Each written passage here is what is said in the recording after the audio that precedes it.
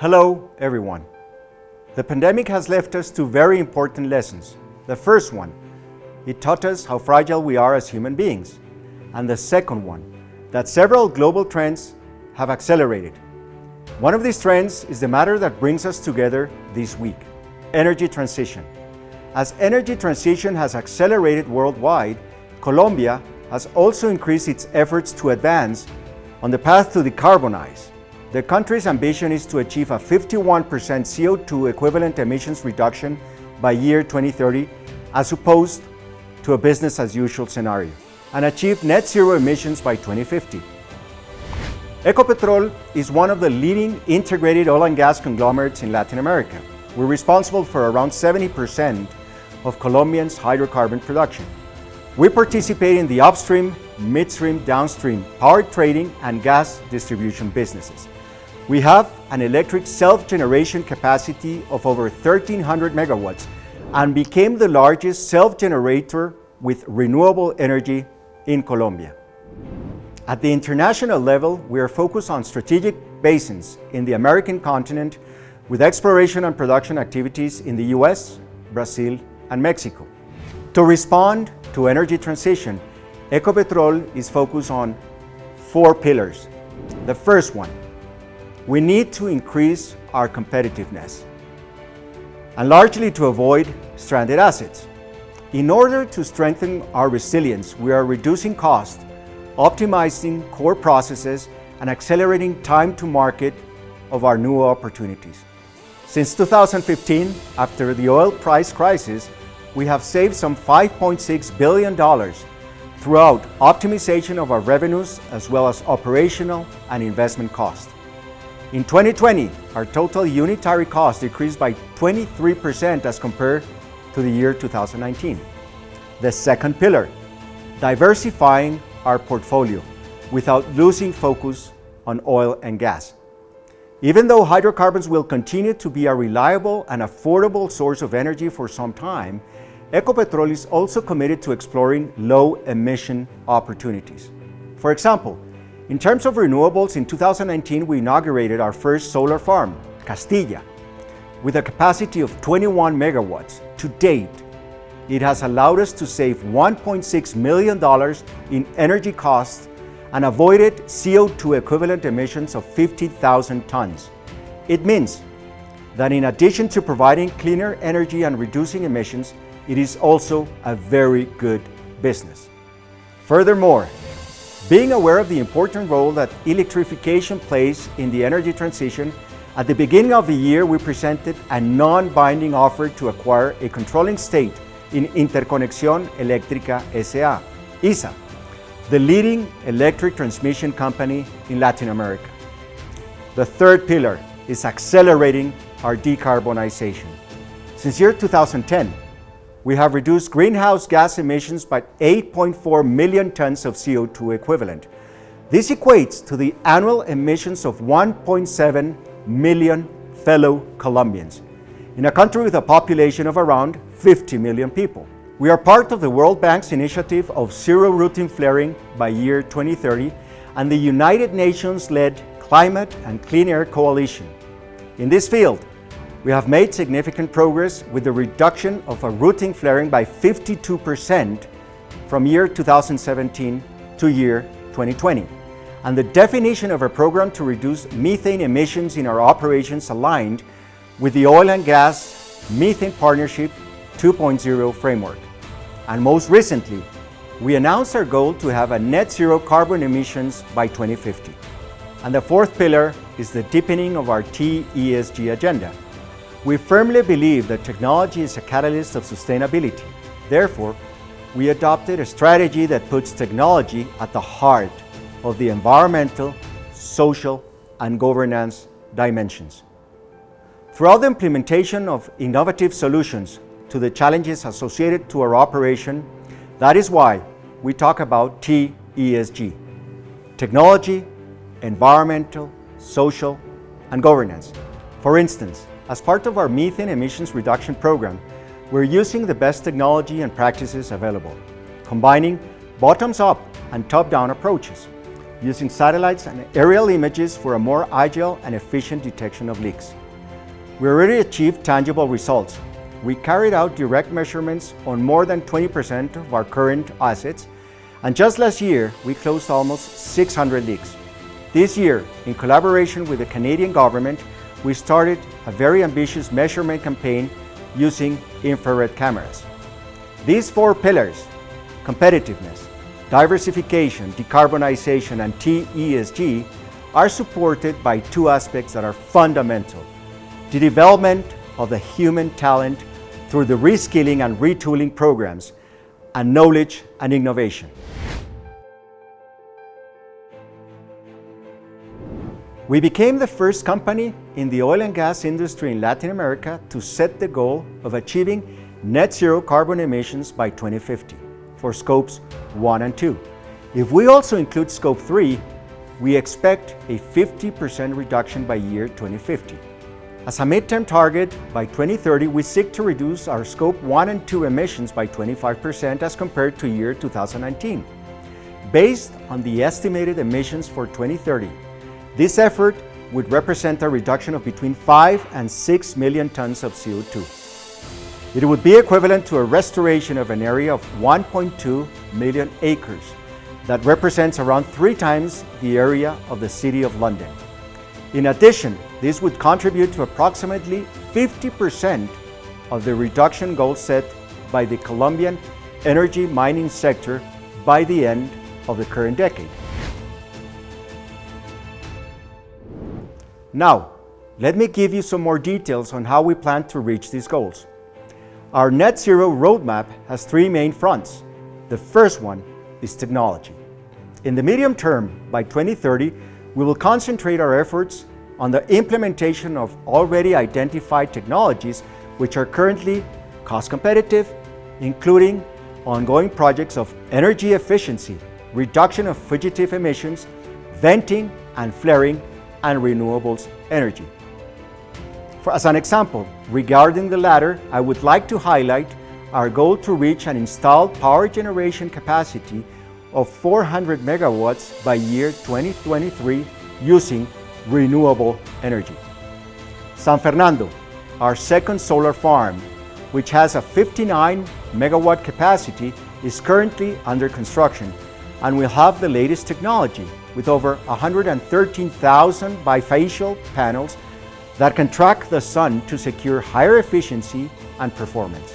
We are advancing with the structuring of 6 additional solar farms that, along with Castilla and San Fernando, will avoid emissions of more than 1 million tons of CO2. This would be the equivalent of planting 7.7 million trees. But solar is not the only renewable source we are considering. In February, we began studies of wind potential at a site next to our Cartagena refinery, the most modern in Latin America. And soon, we will be starting these studies in other 2 regions of the country. We are reviewing and maturing opportunities for geothermal energy in some of our production fields. And we are also carrying out biomass and small hydroelectric power plant studies. However, we want to bet on a greater diversification and in bringing in technologies that, although maybe not competitive today, need to be tested to make them competitive in the future. That's the case of green hydrogen. Ecopetrol currently represents 99% of Colombia's hydrogen production and has very competitive advantages in terms of market, technology, and infrastructure. To foster this new energetic source in the country, we expect to start our first pilot in the first quarter of year 2022. We will be producing green hydrogen through an electrolyzer of 50 kilowatts. In parallel, we're working on a transition roadmap towards a greener hydrogen matrix where blue hydrogen plays an important role, as well as pilots for carbon capture, use, and sequestration. We are in the process of identifying the right projects as well as the right partners for these developments in the pilots. The second front is natural climate solutions. Given the condition of Colombia as a mega diverse country, Ecopetrol is committed to contribute to the reduction of emissions related to deforestation and changes in the use of land. How do we do this? Through nature climate solutions, which would contribute with at least 30% of our reduction goal by year 2030. This year, we'll consolidate key partnerships with developers to start investing in these projects. We are currently working on an exhaustive project selection and prioritization, and will also identify the appropriate technologies to measure the effectiveness of the solutions that will be implemented. Moreover, we'll be closely involved with the task force of nature-related financial disclosure that is currently in its development phase. This will allow Ecopetrol to anticipate required actions and standards that will be adopted in the implementation of nature-based solutions. And the third and last front is portfolio optimization to lower our carbon footprint. We are ensuring a very comprehensive portfolio analysis and incorporating TESG criteria, such as an internal carbon price for evaluating future projects. And once again, technology plays its role. For example, in alliance with Microsoft and IHS Markit, we are working together to develop a greenhouse gas emissions digital management tool that will help us develop more accurate emissions projections and develop a more dynamic abatement curves for decision making. As you can see, we have a very clear path to follow.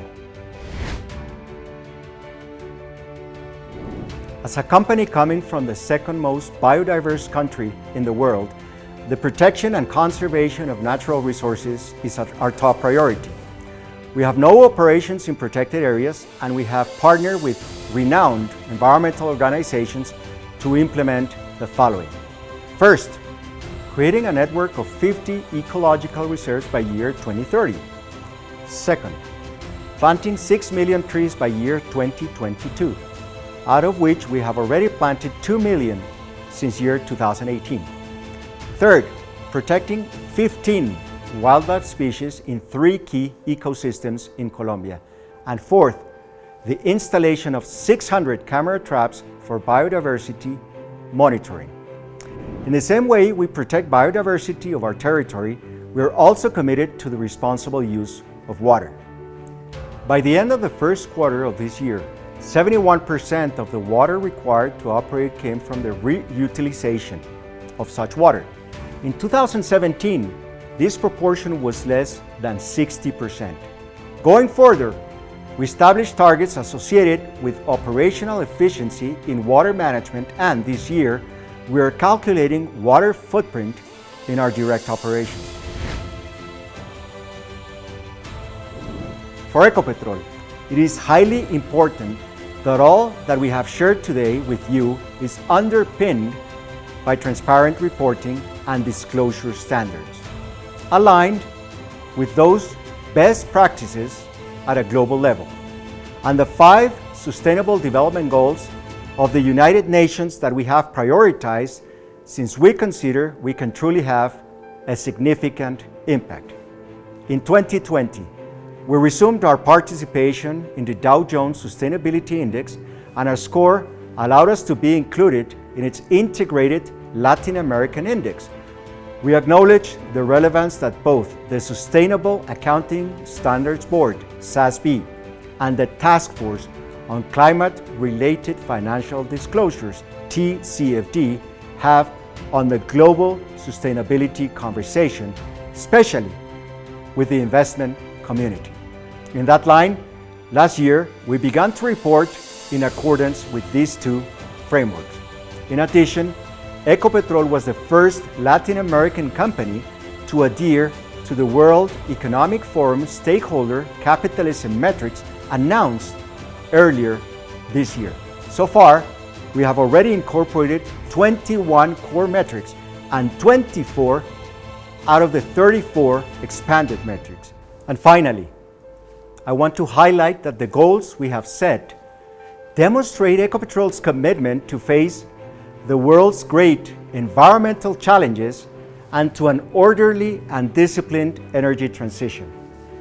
Our objective is to become an integrated energy company with a competitive core business driving efforts for diversification on low emissions business opportunities, positioning ourselves at the forefront in the fight against climate change and the use of both innovation and technology to lead decarbonization efforts in Colombia and Latin America while delivering against our net zero roadmap. Thank you for the opportunity to share our plans and the progress that we've made so far. We hope that the discussions held over this week help us to collectively advance towards a more sustainable energy future. Have a great day and stay safe.